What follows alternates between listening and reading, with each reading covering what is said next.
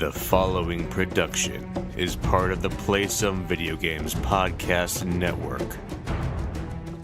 Hey everyone, before we start this week's awesome episode of Play Some Video Games, we have to take a quick time out and thank all of our amazing listeners and, of course, our Patreon supporters there over at patreon.com/makeusbetter. So we have our platinum executive producers, Mr. Corey Hicks. You can find his streams over at twitch.tv/chicks_18. Trust me, everyone, it's okay to click that link. It's not what you think it is. It's just, C is for Corey. Hicks is his last name. You put it together. It's an unfortunate measure of chicks, and he's over 18, so it's okay. And then Mr. Mark Moody doing his amazing movie reviews over at youtube.com/outoflives. Our gold executive producers, thank you to Mike BC and Panache Malloy. And then, of course, our army that is growing each and every week. And thank you so much for our newest executive producers, Tony Hutchinson and Donnie Reece, putting his money where his mouth is, and that's in Make Us Better. But our other executive producers who have been supporting us are Stephen Iafrate, JoeySplats, Caro, Underwood, Dante, Bellini Jr., Jared Gauthier, Dude427, myself, Josh Borbone, Tammi Ryan, Robert Miller, Tim Aulph, Martini Jean, David Ray, and Jesse Armstrong. Thank you all so much for believing in us and supporting the mission we're on here to make us better. So, latest update, if you're listening to the latest Board with a Video Game episode that will have dropped by the time you're hearing this, Josh got a mystery package in the mail and he got a mic upgrade, as well as myself. So if I sound a little bit different today, hopefully better, not worse, it's due to my new awesome microphone that you all helped support and help make it happen. So thank you to each and every one of you. And just keep in mind, if you don't support us, you can, if you wish to, over at patreon.com/makeusbetter. And you're not just supporting Play Some Video Games with your donation, you are supporting, Sean Compre's library of podcasts with We the Gamer Cast, If We Were in Nintendo, the Xbox Drive, now with the insipid ghost himself, Luke Lore, Warp Whistle podcast, Trophy Room, Nintendo Nostalgia. You're supporting everybody with that one donation. We're constantly on an effort to make us better, and we're coming up with some new ideas, some new goals to set here to bring you more content we think you'll dig. So stay tuned to that, everybody. But you know what? That's enough. DJ, hit the theme song. It's time to start the show.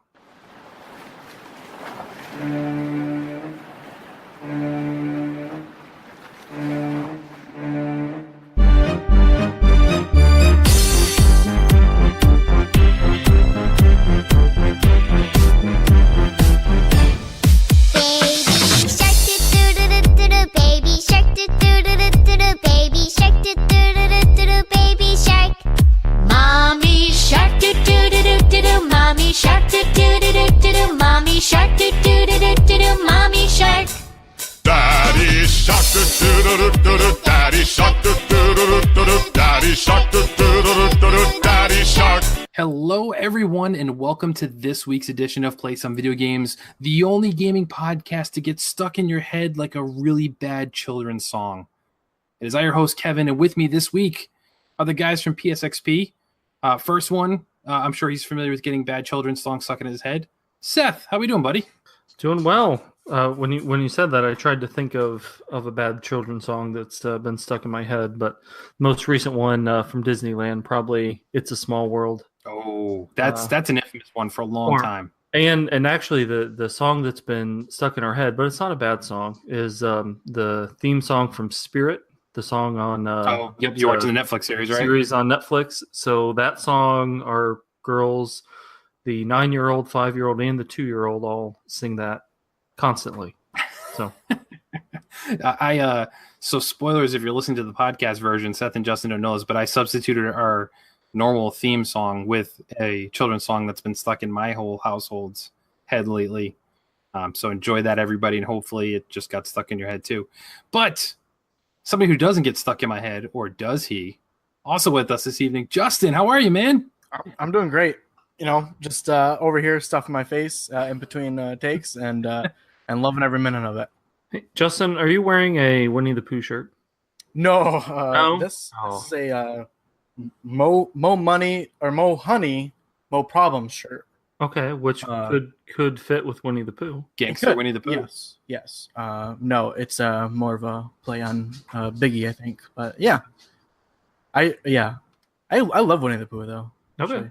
been wanting to go see it. Have either of you seen that new live action Pooh movie? My daughter did, and her response, because she's a tween, when I asked her how the movie was good. Yep. Oh yeah, it was good. Yeah, it was good. Oh, okay. So I do want to see it, but yeah. I heard actually kids like it less than adults, which kind of makes sense. It's like it's about an adult Christopher Robin or whatever. So, but that's not what we're here to talk about. Or is it? I wish. Welcome to That's Entertaining. This month we're talking. No, I'm just kidding. Sorry, Nathan. Yeah. So the kids song getting stuck in my head. So before we get into what we've been playing, so we'll do that. So, I have a 3-year-old, and then I have the teenager and the 11-year-old, who's basically a teenager too, because she just idolizes her older sister. I've been through so many of these different Disney movies where the songs get stuck in your head, and the newest one, I'm sure Justin probably hasn't heard it, but maybe Seth has. Have you heard Baby Shark yet? Nope. Okay, that's what I put at the beginning of this episode, so you will. And it just gets stuck in my head. So I'm sitting there at work, and then just the song pops in my head, and it's gonna be so much more funnier when you guys hear the song. But it's so weird. But anytime a song comes out and it's annoying, whether it's like Drake's that Kiki Do You Love Me or whatever, and like my kids, I'll catch them listening to it. My house is kind of wired all over with Alexa. So like they'll be in like their bedroom watching shows, and I'll just like creep up to the door and just kind of whisper like, Alexa, play Baby Shark, and then all of a sudden it just starts blasting the song, and they're like, dirty, it's kind of the father things there too. So it's all good time. So hopefully everybody, you have that song stuck in your head, let me know, because I will laugh at you. Basically, that's it.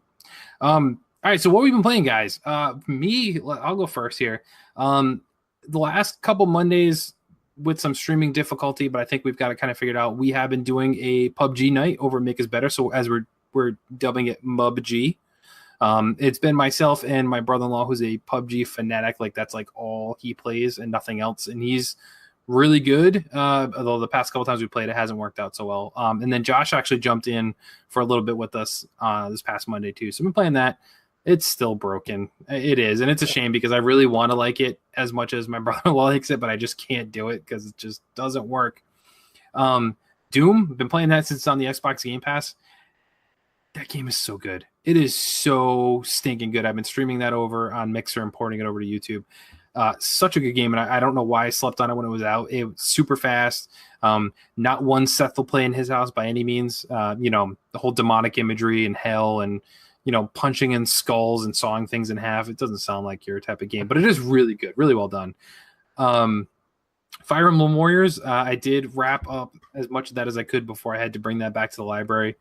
I did end up liking it a little bit more. I know, so I said last week on the Nintendo Shack with Donnie that it doesn't hold a torch to Hyrule Warrior Legends, the Legend of Zelda version. That version is so much better. But the Fire Emblem version is very deep. I will give it that. There's a lot to it. It just doesn't have that carrot on the stick or the interest in the characters of Fire Emblem versus the people in Legend of Zelda. Just those characters are much more memorable than Fire Emblem. And then the last thing I know, both of you guys beat this, and I'm way far behind here, is I'm still pecking away at God of War. I'm trying to get it wrapped up before Spider-Man drops because I want to. So I finished Detroit. Then I was like, okay, need to move on to God of War. I'm trying to catch up on my PlayStation games that I have to play on PlayStation. The exclusives, the really good ones. And I think, according to somebody I work with, I'm about halfway through. So I'm hoping to kind of just dig in, stop playing Doom, and kind of dig into God of War and just get that done before Spider-Man, because I'm very, very excited for that one. But let's go to Justin, since he's not taking a break right now. And I will say, I don't know if you heard before, I did try that Yoku's Island Express that you recommended. Yeah, I heard that. Yeah, I had a lot of fun with it, man. That's a pretty darn good game. Yeah, I dived deep into that when I first bought it because I was like, oh, this is awesome, perfect game for, after playing God of War. Then I kind of took a break and I actually just started playing it in the last week and trying to get more and more into it. And just got to, because I play in a very short section, so I hadn't made it very far in the actual game. But I just got into my first boss fight in that game. Oh. And that just blew me away that they figured out how to do a traditional boss fight, like a video game boss fight in a pinball game format, basically. It was a lot of fun. I thought that was so cool. So I'm still playing that. I also picked up Okami HD version on the Switch. And that the beginning of that game is exhausting with text.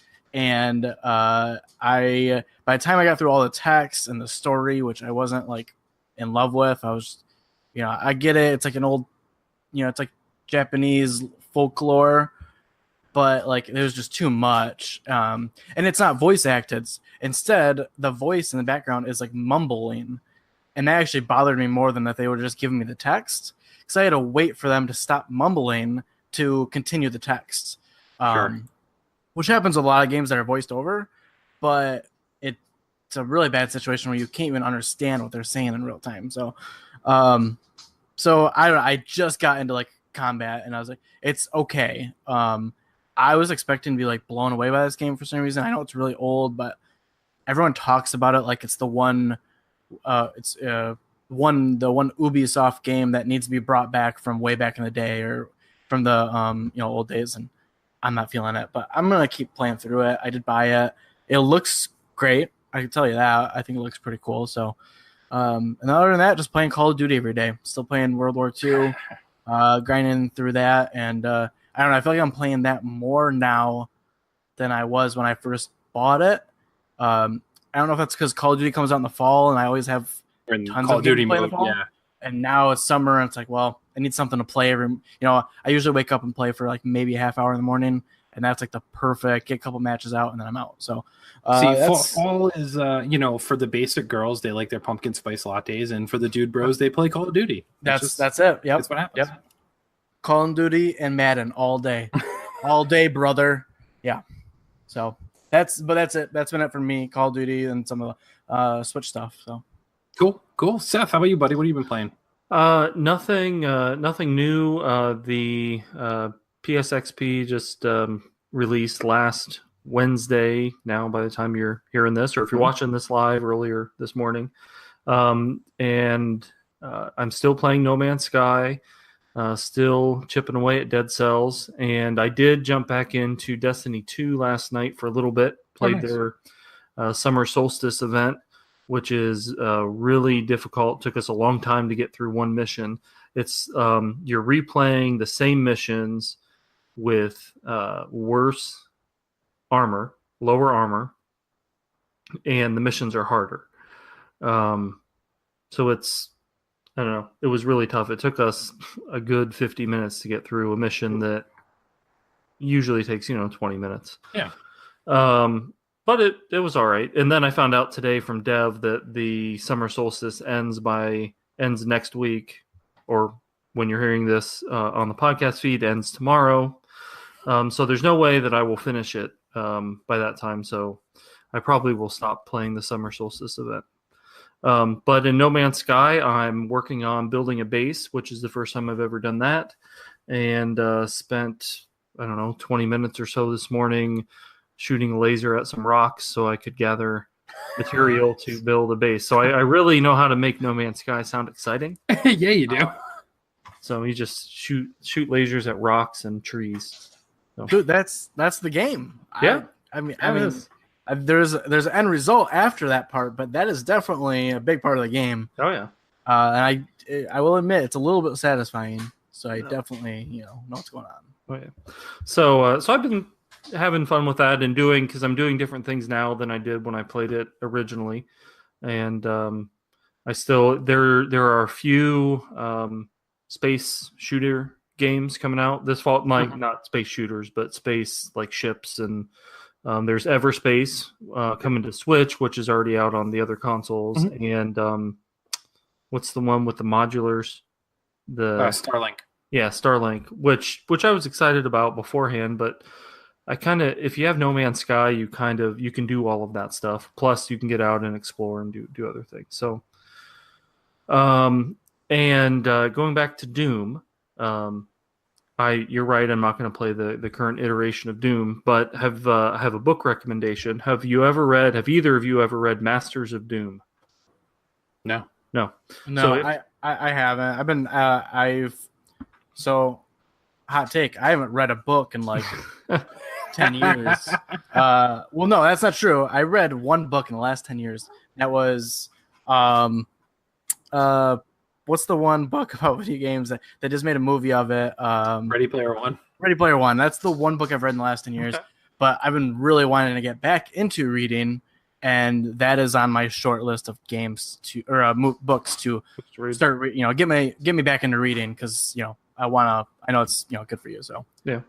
Anyway, if you, it's all about the origination of id Software and the two guys who now I can't think of their names, but the two guys who founded id and created Doom and everything. And it was a really good book if you're into the genesis of Doom and really of first-person shooters as a genre. So anyway, that's all. Well, like I said, Dead Cells, I'm further than I was before, but it's still it's a lot of fun, but it's difficult. So that game scares me. I almost bought it. Like I had it in the cart ready to go, and I'm just like, I don't know if I'm gonna like this game. But so many people are right now, so it's like, but for me, it's like a Celeste mode where it's like everybody loves Celeste, and I was like, nope, that one is definitely not for me. And I think I'm right on that one. But Dead Cells, I'm kind of like, Do you like Spelunky? Did you like Spelunky? I played it for a bit. Okay. It wasn't great, but it wasn't terrible. Okay. It's got the loop of Spelunky or even Rogue Legacy a lot more because you actually keep your progress from one playthrough to the next, or at least some of your progress. Right. You level up your character. And what was it? Polygon called it the Spelunky of Castlevanias. Yeah, I did see that one. So I'd say if you like Castlevania and you like roguelike, and it's quick playthroughs. I mean, when you first start, your first playthroughs are going to be 10 minutes each, and then it hopefully gets longer and longer from there. So anyway, that's about it. And then I think last time I was on PSVG, I had just bought Star Wars Destiny, and now I've played it a few times, and we enjoy it quite a bit. And my girls are excited about it. We just got the Ahsoka card, which I've never actually watched anything with Ahsoka in it. I know nothing about her character, but for whatever reason, because of Disney Infinity, my girls really like Ahsoka. Oh, right, yeah. She came in the starter pack, though, right? Yeah. Yep. Her and Anakin, who now due to Star Wars Destiny, they just connected the dots that Anakin is Darth Vader. Oh, okay. Still haven't quite. They've also noticed that his last name is Skywalker and Luke Skywalker, and they haven't figured that out yet. So, I don't know. Intriguing. Yeah. I like that. It's good that your girls are latching onto it because it's tough as a gaming parent, whether video games or board games, a little bit, to be like, I want to bring them in and involve them in this, but then like you don't want to play just crap games to do it. Once they hit a certain age, of course, like right now I play Candyland with my 3-year-old because that's appropriate. But when you get to the age like your daughters are, it's like, well, you can teach them something a little more advanced. And right. Like I play Battle for Hogwarts with my whole family, which is a more advanced board game, or Villainous right now. Disney's the big one, which one of my daughters absolutely hates it, but the other one loves it. So it's like it's hit or miss, but it's always good when you find something that just kind of that clicks and gets them excited, because it would have been kind of unfortunate for somebody like yourself to buy Star Wars Destiny, find out it's a dud, and maybe you like it and you're like, well, I got no one to play with now. But you seem to be kind of all in on it, making your different decks and stuff there. Yeah, it's been fun. Cool. Little board video games for you right there. Did not ask for questions this week, everybody, but just a reminder, you can always send them to us. You can tweet at us at PSVG. You can tweet them directly to me if you want at PSVG Kevin. You can hop over on our Discord, let us know anything you'd like us to address on the main show. But for this week, we didn't do it simply because there is a bunch of news thanks to Gamescom. So we're going to kind of dive into those, dissect some of these stories.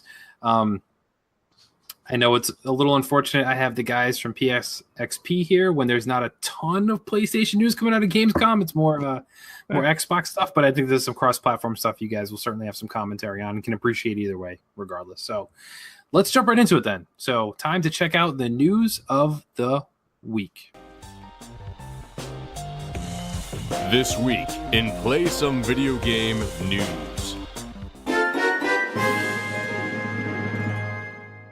First one, Ubisoft's most annually game ever, Assassin's Creed, is taking next year off again. CEO had said in an interview with GameSpot, we're not going to have a full-fledged Assassin's Creed next year, and explained the publisher will instead focus its efforts on developing new content for Assassin's Creed Odyssey, which is coming out this October 5th. Ubisoft released a new entry in the Assassin's Creed franchise every year between 2009 and 2015. An Assassin's Creed came out, at least one, if not multiple, came out every year.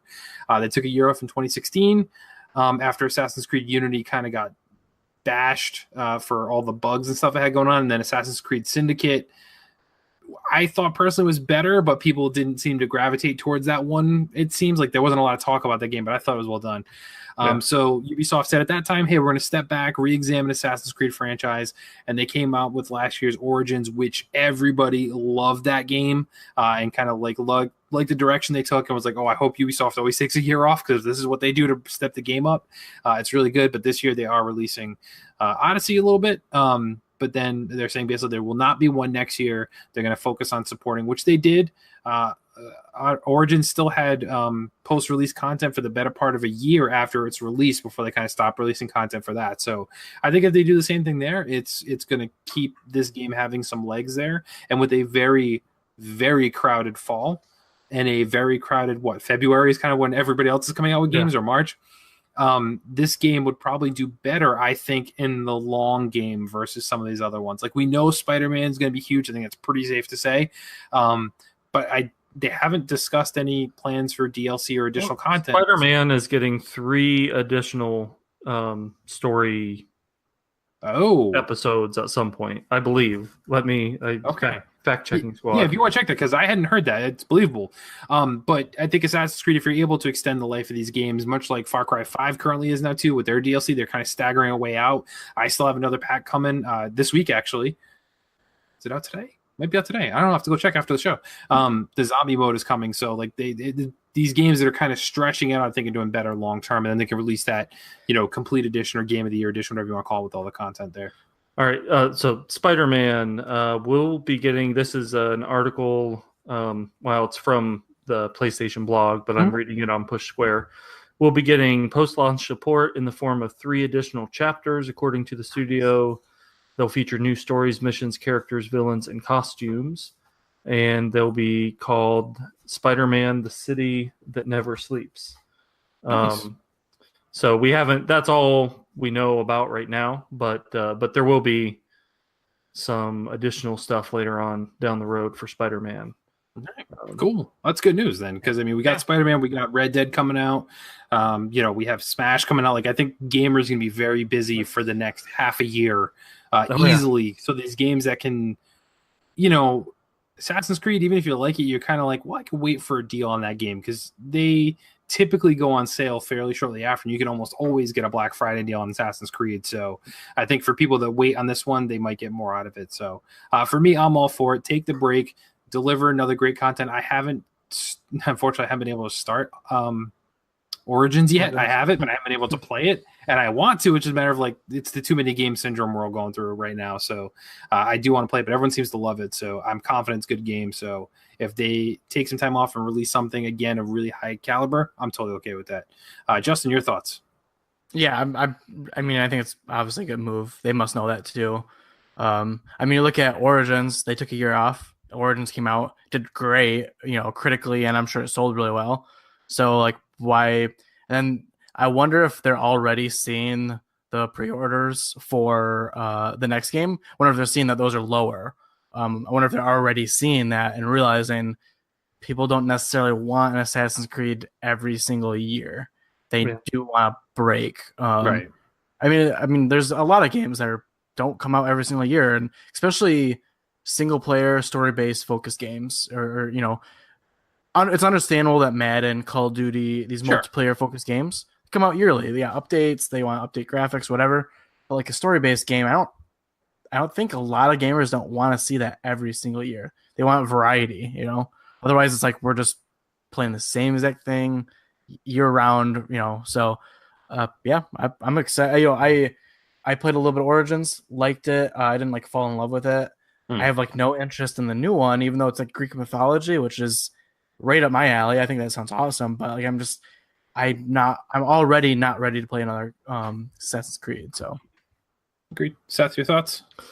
I I've never been the biggest Assassin's Creed fan. I played 3 because it was the American Revolution. And then I jumped in on a deal. Oh, I played 4, the Black Flag, because it was a launch game on PS4, and I'm terrible at ship combat. Me too. So I stopped playing it. And then I played Syndicate. I really liked Syndicate. Yeah, Syndicate was good.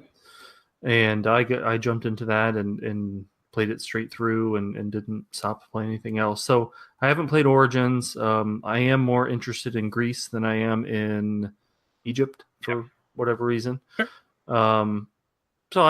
But it's not a game that I'm, super excited to play. It's a game that when it's $10 in a year, then maybe I'll try it out. That's true. Makes sense. All right, so next bit of news here. Sekiro, I'm not sure how to pronounce that. Shadows Die Twice is launching next spring, Activision announced at Gamescom. Game was first revealed in June during E3. From Software's latest hardcore action game will be coming to PS4, Windows PC, and Xbox One at a simultaneous release on March 22nd. Launching alongside a standard version of the game is a collector's edition, which throws in an art book, map, soundtrack, replica game coins, and a shinobi statue up to the mix, which is a very good-looking statue, I will say. It takes place in samurai type era in Japan, stars a hero that Activision refers to as the one-armed wolf.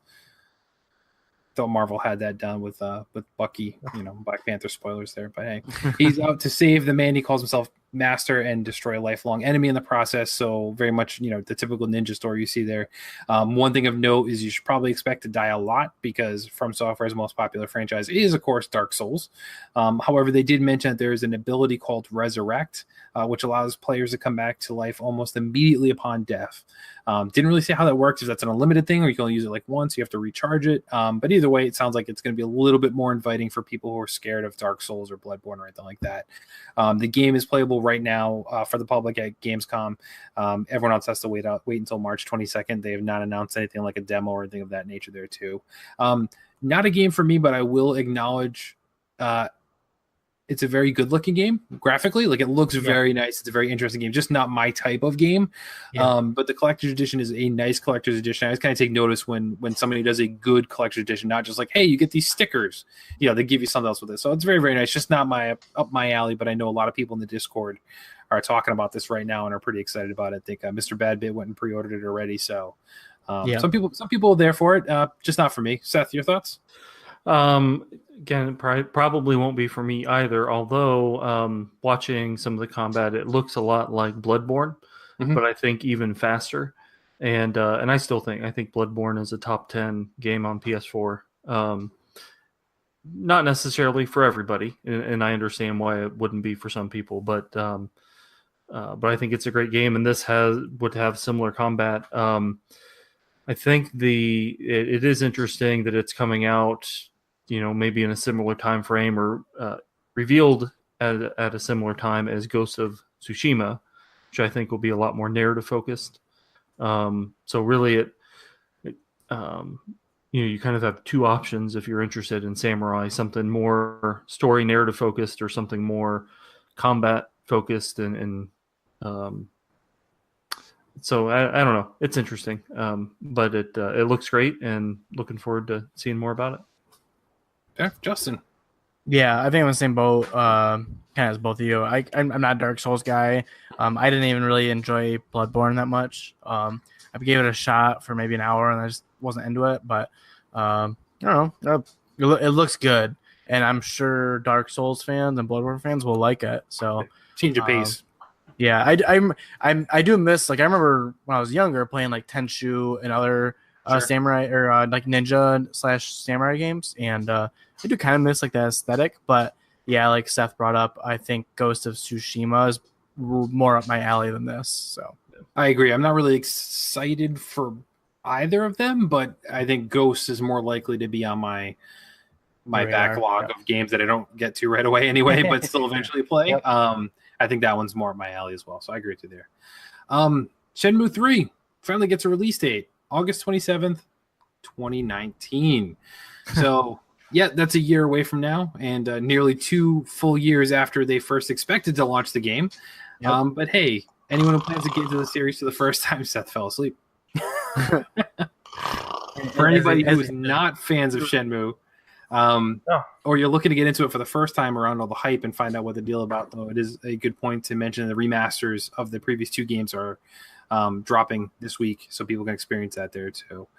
So yeah, this game's had a bumpy road, a bumpy development since it like broke Kickstarter records when it first launched. Raising more than $6 million like right away after announcement. It was initially supposed to launch earlier, and back in May they announced it was being delayed to 2019. That was the second time it had been rescheduled since the first announcement, but it looks like it is coming and it's going along swimmingly now at this point. I think the remaster release and giving it a year is probably a nice touch for people to get into it, because I think if the remasters launch, I didn't look at the price point, but if the remasters launch at like a $50 to $60 price point, I don't think people are going to jump at that, except for diehard fans who really want to relive it. But I think by having a year for it to drop in price a little bit and people maybe to experience it, be like, hey, I actually do really like this before 3 comes out, is actually a smart move there too. So it's good to see at least they're talking about it. The content is coming. The remasters are dropping. That helps it. So it's not a completely forgotten about game at this point, whether you're interested or not. Shenmue 3 is expected to launch on PlayStation 4, Windows PC. They haven't announced an Xbox version, but I find it odd to be on PC and not coming to Xbox, so that could change over the next year, of course. But Seth, any other comments other than it's just a game I never got into, had never actually even heard of, even though I had a Dreamcast, until I started listening to Married to the Games, and Gabe was playing through. I think he did Shenmue Saturdays. Shenmue Saturdays. So I was excited for him that, and for people who like the game, that it was announced. But it's just, and it's been so long ago now since Shenmue 3 was announced. Years that they've been waiting for the sequel. Yeah, and yeah. So no, I'm not going to be into it. Fair enough. Justin, any interest at all in this one, or is this one off your radar as well? Yeah, no, I'm with Seth. It's not. I never played the first 2, and honestly, like they showed some footage of Shenmue 3 yesterday or whatever when they announced the release date, and like I don't know, it still looks like a PS2 game to me, or a PS3 game maybe at the most. So like I don't know, it doesn't.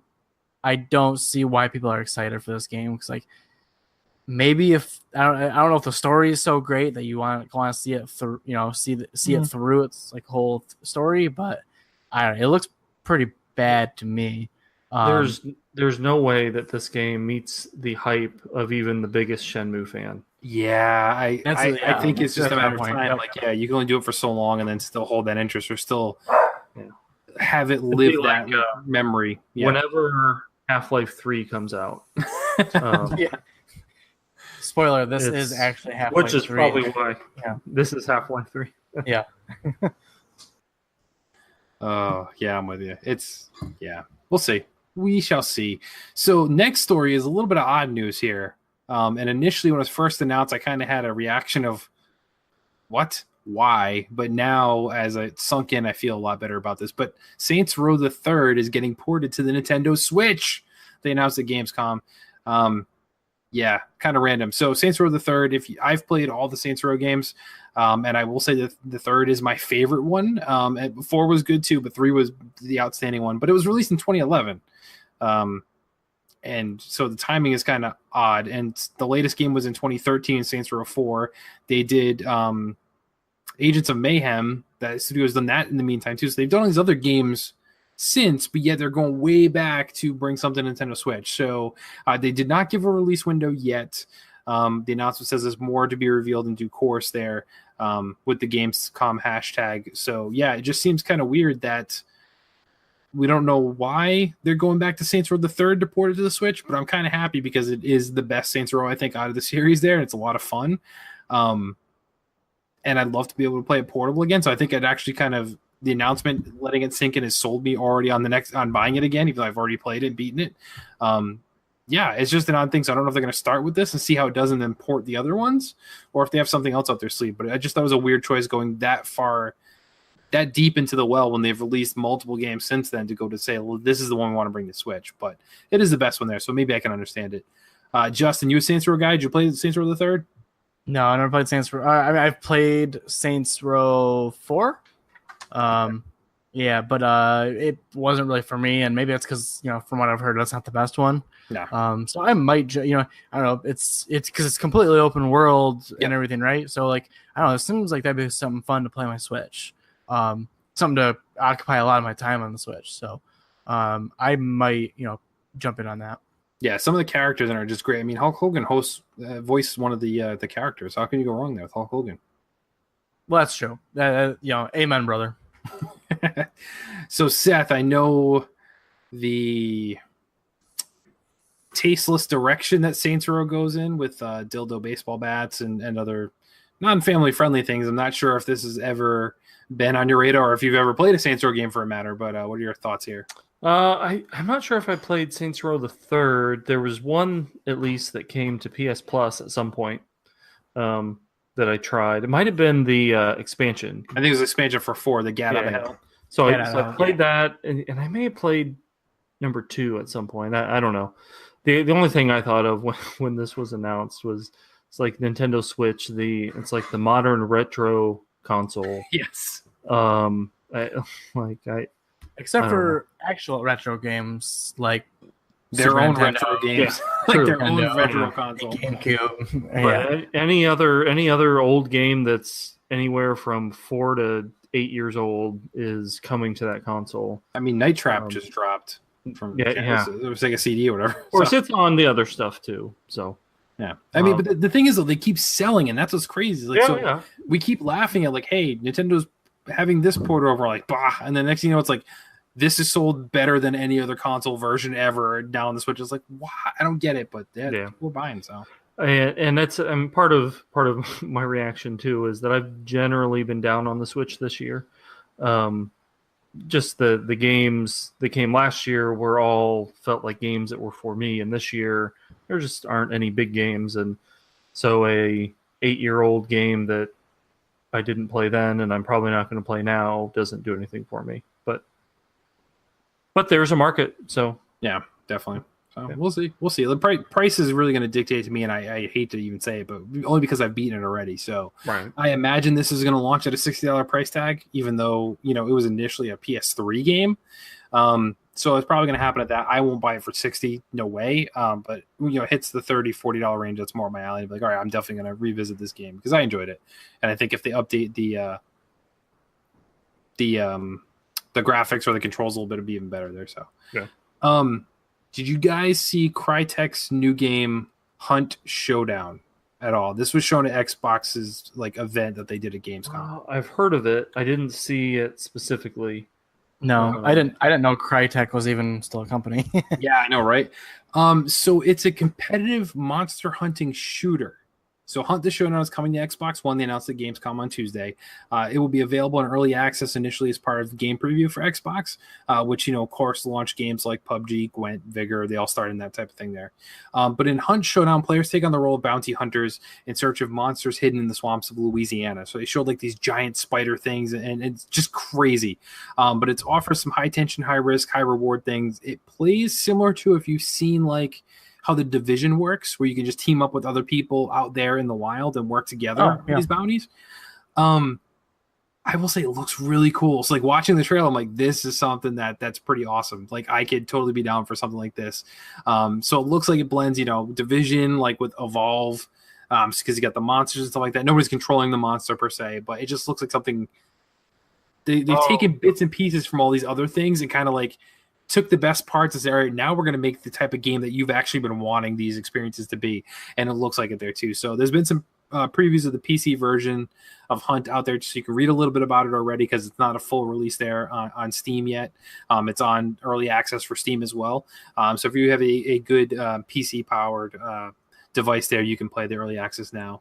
And it will be hitting, they didn't say when per se, but it's going to be hitting early access soon, is what they kind of said there too. Looks really cool, so I encourage you guys to check that out. So yeah, definitely it's cool to see a unique game coming out. Yeah, I have seen previews of that. So yeah, it looks fun. Definitely. So the other news, speaking of early access and games preview, PUBG finally coming out of early access on September 4th. So They announced at Gamescom as well during the Inside Xbox presentation. Full release coming out September 4th.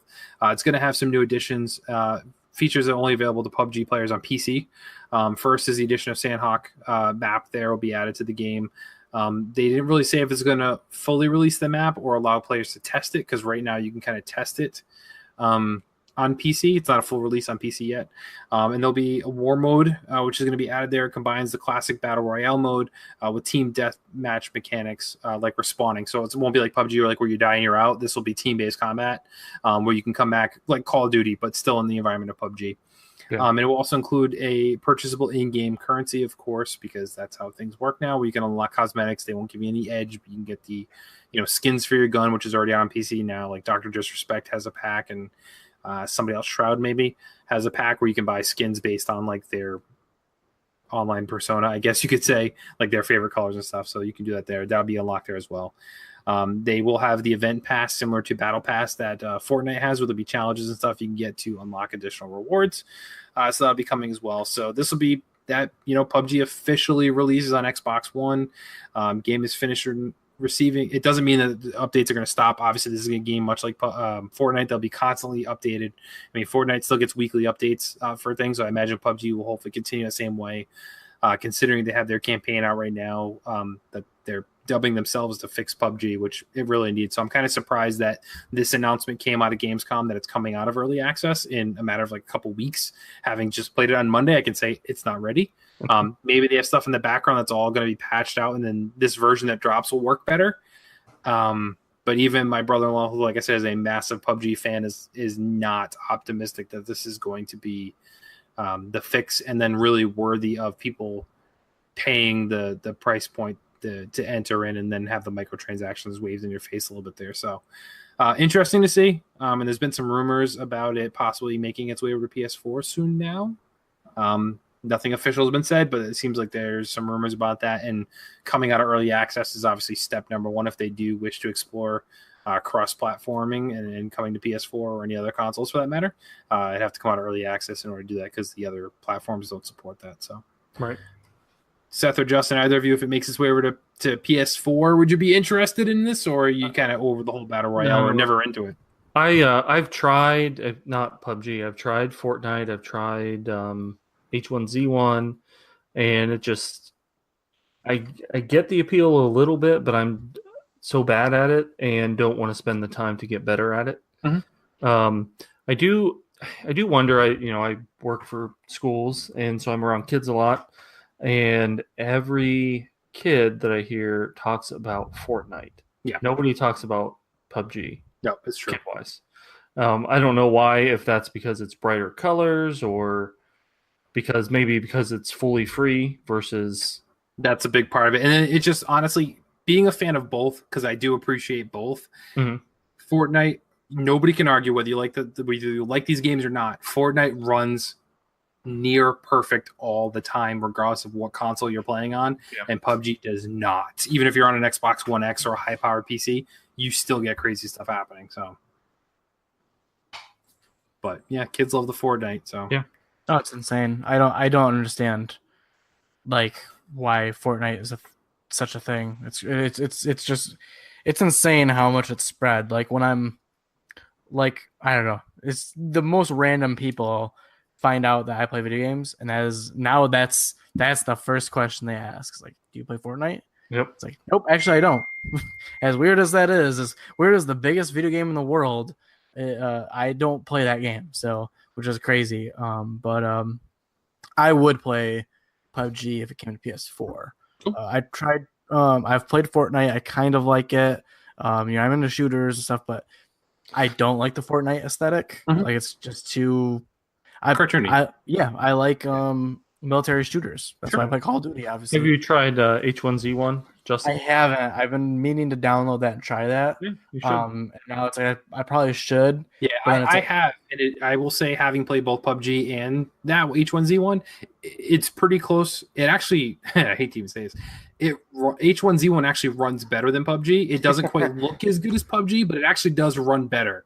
But both games are kind of like, even if you knock Fortnite, like after playing these, you're like, man, this game is janked up. Like it just is. But Yeah, which that part of it like bothers me. That like, and I feel like it was just 2 weeks ago that the guys at PUBG announced, or maybe they like went back on a feature or something like that, and they came out and apologized for releasing features too soon, too quickly, and it's like that was not that. I feel like they're constantly doing that, but I feel like it was very recently that they had to roll something back and apologize for it. But now a couple weeks later, they're ready to release and actually charge a little more for it, which seems absolutely bizarre. Did they announce a price point for when it comes full circle, or? I don't know. I think if you already bought into it, you get the updates for free. But I'm not sure if you haven't bought it yet. So I will have to do some. I'm just kind of wondering, like, well, at some point, I wonder if they go free. Like why? They really should have by now, but yeah, I feel like they should have done that a long time ago when Fortnite came out and was free and started to gain momentum. But I don't know. I'll definitely give it a shot when it comes to PS4. But I should jump into H1Z1 and try that first. Yeah, I think you'll get an idea whether or not you're going to like PUBG by playing H1Z1. I think. But yeah, I think that's the way to go. I'm trying to find out the news for the Xbox, but I can't find anything about launch on Xbox One and that's when it initially launched. So yeah, I don't know, I can't find it. So I apologize, everybody. I did see something. I saw a story come out about it, but I just didn't read it because I was like, well, I don't know if I don't get the updates for what I've already paid for it, I'm not going to buy PUBG again. So yeah, it is what it is. Like the $30 version was enough to get into early access, so I'm covered there either way. But so because the world can never have enough zombie games, DayZ is coming to Xbox Game Preview on August 29th. So just a few days after you're listening to this, they announced at Gamescom. So standalone version of DayZ has been in early access on Steam since 2013. But earlier this month, they started letting people in the Game Preview testing program to start playing on Xbox. So a few people have already been playing it, but they signaled to its intention to bring DayZ to Xbox One this year in a development update posted last year. So the developers have been talking about this for a bit, but I don't think people have really been paying attention. The developer's been working on the console version for years, and actually was originally going to target PS4, but instead is making its way over to the Xbox One. So if you're not familiar, the game is an open-world survival simulation in which players must fight for survival by scavenging for food, water, weapons, and supplies, all while contending with zombie-like enemies, as well as hostile players. So you have to worry about the actual players in the game, and you need to worry about the zombies while scavenging all your resources and supplies to stay alive. So it almost sounds like a better version of, what's that game on Xbox that people were hyped about and it came to Game Pass, and it wasn't that great. Why is this escaping me right now? State of Decay? State of Decay. Yeah, State of Decay too. Yep. So it almost sounds like a better version of that, with less story, but probably will be a little bit better game quality wise. But yeah. So so my younger stepbrother was huge into DayZ, and like Arma mods before DayZ came out, separately. And I bought it and played with him a long time ago, a couple years ago now, and because DayZ was very popular before all these other popular games started coming out, and it's just bizarre. It's way more multiplayer focused, and it's one of those games where people all hop on and kind of group up and find people to they'll just try to take over the whole map or whatever. But so I played one night with my brother, or I think I was actually playing alone, just trying to get my feet wet, and driving around in the world, you're trying to scavenge for weapons and medical stuff like that. So I did not find a weapon, but I found a cool helmet or something stupid like that, and wander over to some town, and I encounter some people, and first they shoot at me and injured me, and then they ran up, and I couldn't do anything. I had no weapons or anything. So then they point their guns at me, and there's a whole group of guys, and then so it's got a proximity based voice chat, so I can hear them talking to me, and they're like, "Put your hands up." There's actually there's a way for you to put your hands up. So, I'm like, I don't know how to do this, and they're like, press F3 or whatever. I was like, okay, fine, whatever. So I put my hands up, and they're like, all right, drink this water, and they gave me poison. I don't know Wow. I don't remember exactly how it worked, if I had to like accept it or something like that. But yeah, basically they gave me poison and then I just died out there in front of them. And I was just like, okay, this is a really weird Messed up game. game. Yeah, it's like, okay, this is like weird, like a way for people to live out like their weird fantasy, like Walking Dead fantasies, basically. So Yeah. but at the same time, like, where else am I gonna get that experience? Like, that was kind of a weird story I can tell of like I've never played another game even since then that allowed for that much interaction and allowed for people to be that crazy. So yeah, that's my Yeah. days. Definitely. So in other news, Xbox is really pushing Game Pass deals. In case you guys didn't know, if you have never tried Game Pass yet, or if you don't know what Game Pass is, it's their Netflix style game subscription service for the Xbox One. It allows users to download and play over 100 games currently for a monthly fee of $10 a month. And this includes day one access for Xbox exclusive games, which is probably the biggest deal right there.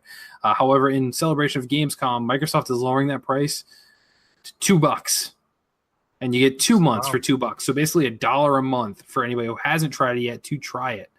So that's only for new people, though, who have not tried it yet, though. If you have tried it and you happen to have Amazon, though, Amazon wanted to jump in the deal, and they're currently doing a 6-month subscription, which costs you $60, and it is still $60. However, they're throwing in an extra 3 months. You're saving $30, and you're getting 9 months for $60 there, too. So good deal for anybody who hasn't jumped on there.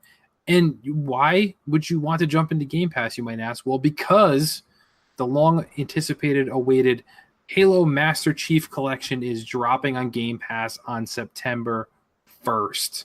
So that is the Xbox One package with the first 4 Halo games remastered and re-released. And they're actually going to be Xbox One X enhanced as well.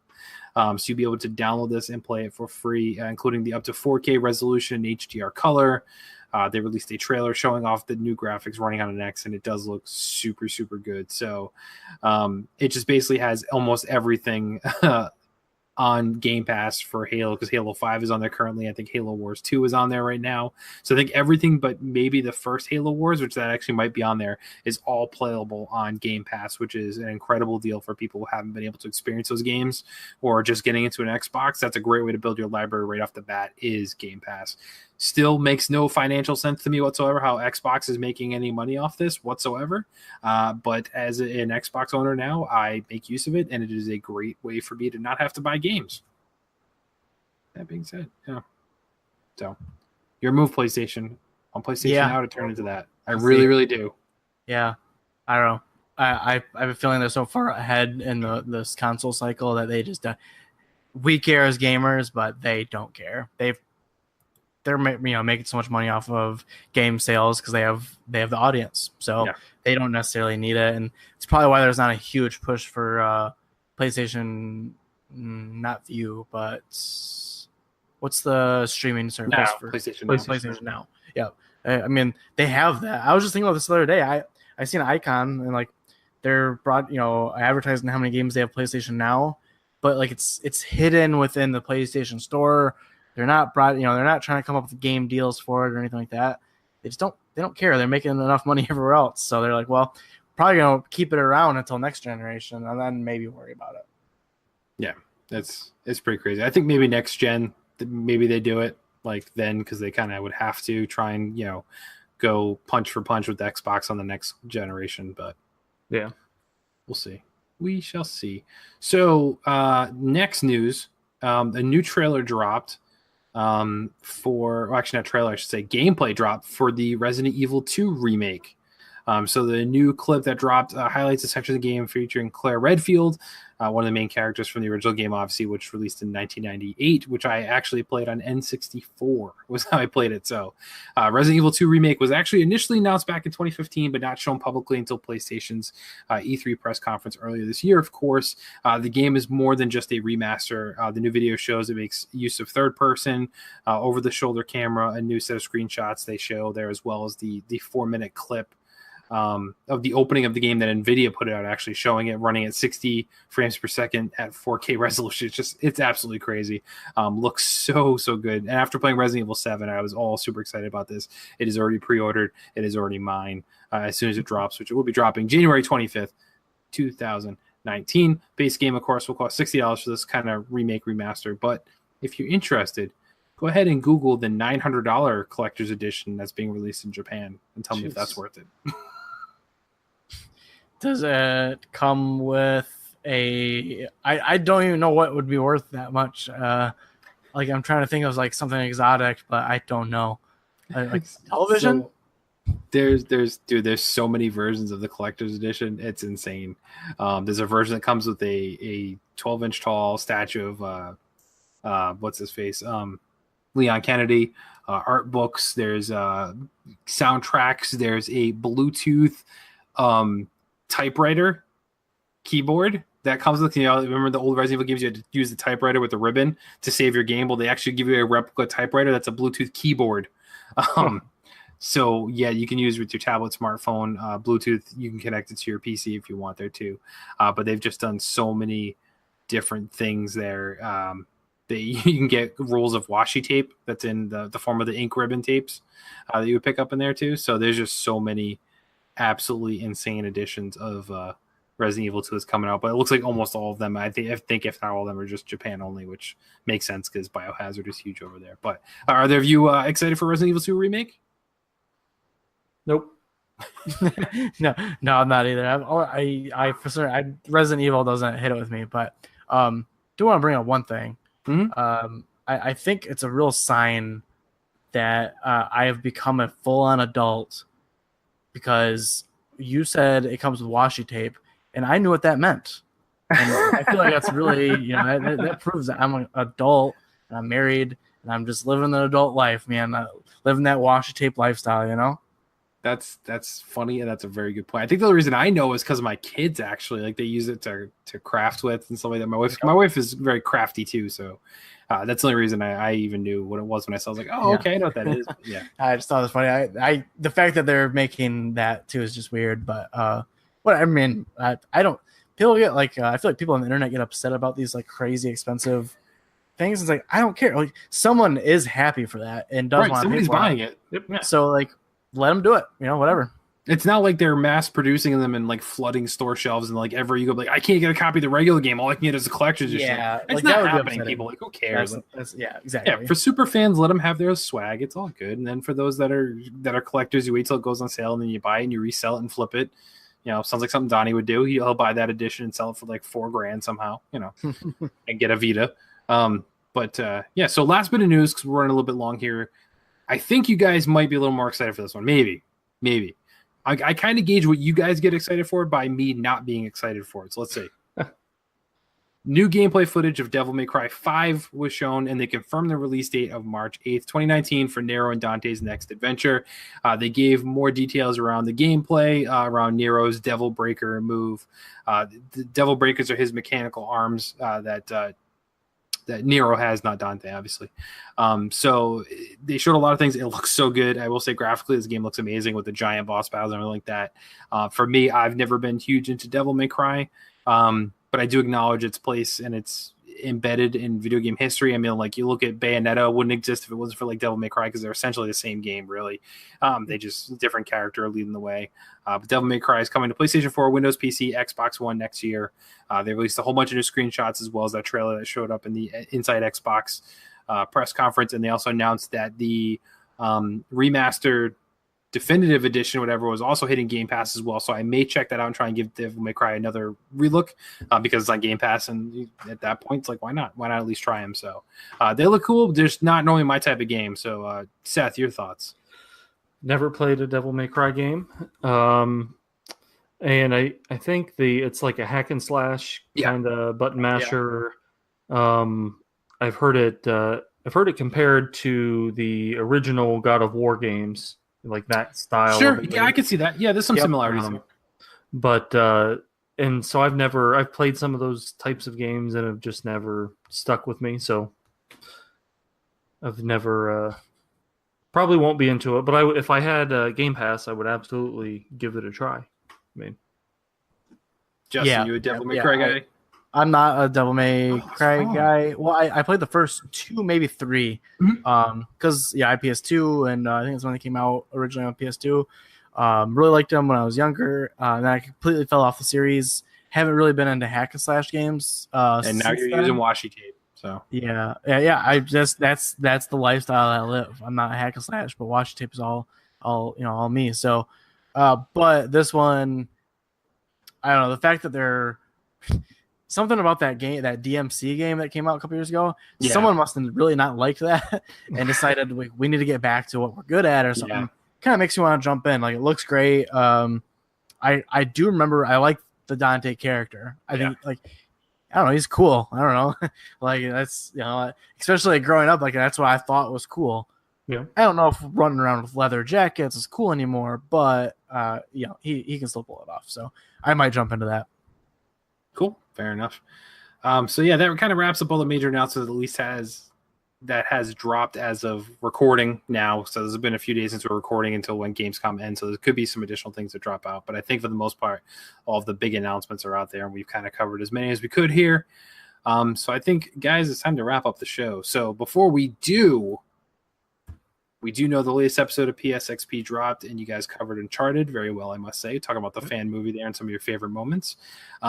And I know you guys have a Spider-Man special planned for next month, which I'm excited to see and hear more about there. So where can people find you, Seth, and what else you might be working on? They can find us at PSXP Podcast on Twitter, and me at Seth Joseph Roy on Twitter. You can find...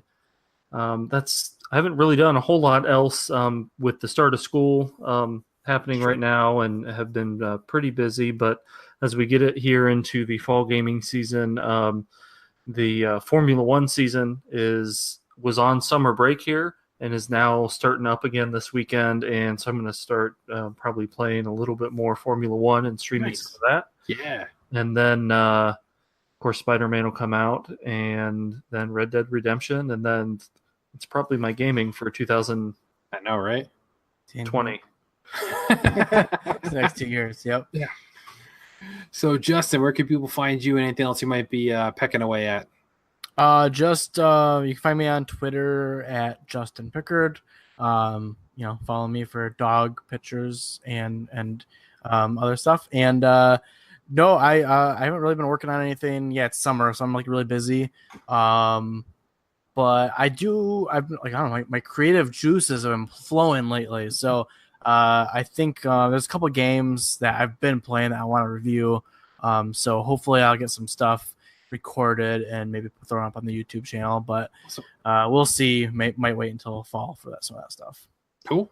So you guys can follow me, as always, at PSVG Kevin. You can follow the show itself, or the entire podcast network, at PSVG. Head over to the website, psvg.blog, to see all the articles that we are posting up there, as well as links to all the different podcasts. You don't necessarily have to download them. You can stream them right from the website if that's easier for you. And check out the Discord. The Make Us Better Discord is massive. It's always hopping in one place or another, all about different things, even if it's just dog pictures and baby pictures. We have a whole section dedicated just to that. So, yeah, come join us and chat with us. Let us know what you like, what you don't like, what you want to see us do.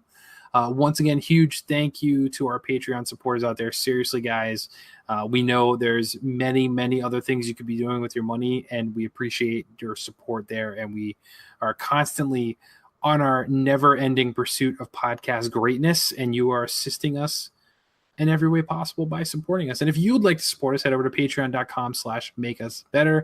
But more importantly, before you do all that stuff, guys, with fall coming and all of the games coming between fall and winter, we ask as always that you never stop gaming.